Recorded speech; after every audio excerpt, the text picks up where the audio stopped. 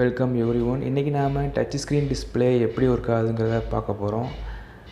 இந்த touch screen display மொத்தம் 5 விதமாக இருக்குது. ஒன்று 5 ஒயர் ரெசிஸ்டிவ், ரெண்டாவது சர்ஃபேஸ் கெப்பாசிட்டிவ் டச்சு, மூணாவது ப்ரொஜெக்டட் கெப்பாசிட்டிவ், அப்புறம் சர்ஃபேஸ் அக்கோஸ்டிக் வேவ் யூஸ் பண்ணி பண்ணுறது, அப்புறம் ஐஆர் இன்ஃப்ராரெட் வேவ்ஸை யூஸ் பண்ணி டச் ஸ்க்ரீன் டிஸ்பிளேயை உருவாக்குறது. ஏன்னா டச் ஸ்க்ரீன்லேயே மொத்தம் 5 விதமான டச் ஸ்க்ரீன் மெத்தடு இருக்குது. இதில் வைடாக அதாவது அதிகமாக யூஸ் பண்ணக்கூடிய ஒரு டச் ஸ்க்ரீன் டிஸ்பிளே அப்படின்னு பார்த்தீங்கன்னா 5 ஒயர் ரெசிஸ்டிவ் அப்படிங்கிற ஒரு டைப்பு தான்.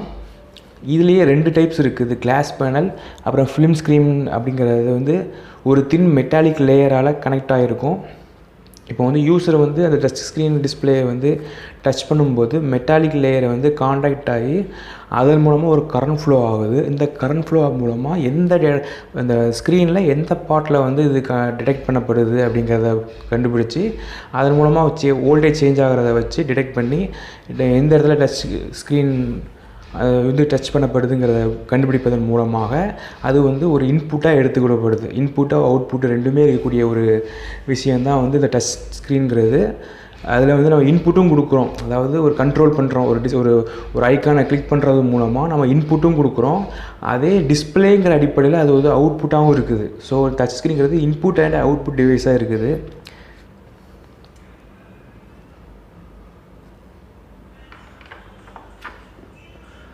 இன்ஃப்ராரெட் வேவ்ஸ் அந்த டச் ஸ்க்ரீன் எப்படி யூஸ் ஆகுதுன்னா, அந்த ஸ்க்ரீனில் இன்ஃப்ராரெட் வேவ்ஸை வந்து பாஸ் பண்ணுவாங்க. ஸோ நம்ம ஃபிங்கரால் எந்த இடத்துல டச் பண்ணுறோமோ அந்த இடத்துல வந்து இன்ஃப்ராரெட் வேவ்ஸ் வந்து ஸ்கேட்டர் ஆகும். அதன் மூலமாக நம்ம வந்து எந்த இடத்துல இன்புட் கொடுக்கப்படுது, டிஸ்பிளேயோட எந்த இடத்துல இன்புட் கொடுக்கப்படுதுங்கிறத டிடெக்ட் பண்ணி அதை வந்து சாஃப்ட்வேர் கோடிங் மூலமாக நம்மளுடைய தேவையான கண்ட்ரோல்ஸை வந்து மேக் பண்ண முடியும். இவ்வாறு டச் ஸ்க்ரீன் டிஸ்பிளே வந்து யூஸ் பண்ணப்படுது. சர்ஃபேஸ் கெப்பாசிட்டிவ் டச் ஸ்க்ரீனில் வந்து 2 டிரான்ஸ்பரண்ட் எலக்ட்ரோட் லேயர் வந்து அதுக்கு மேலே கிளாஸ் பேனல் இருக்கும். இந்த கிளாஸ் பேனல் மூலமாக நம்ம டச் பண்ணும்போது 2 எலக்ட்ரோட் லேயர்ஸ் வந்து காண்டாக்ட் ஆகி சர்ஃபேஸ் கெப்பாசிட்டிவ் மாறும்போது அந்த இதை வந்து டிடெக்ட் பண்ணி எந்த இடத்துல இன்புட் இருக்குது அப்படிங்கிறத பொறுத்து அந்த surface capacitive touch screen display வந்து பயன்படுத்தப்படும்.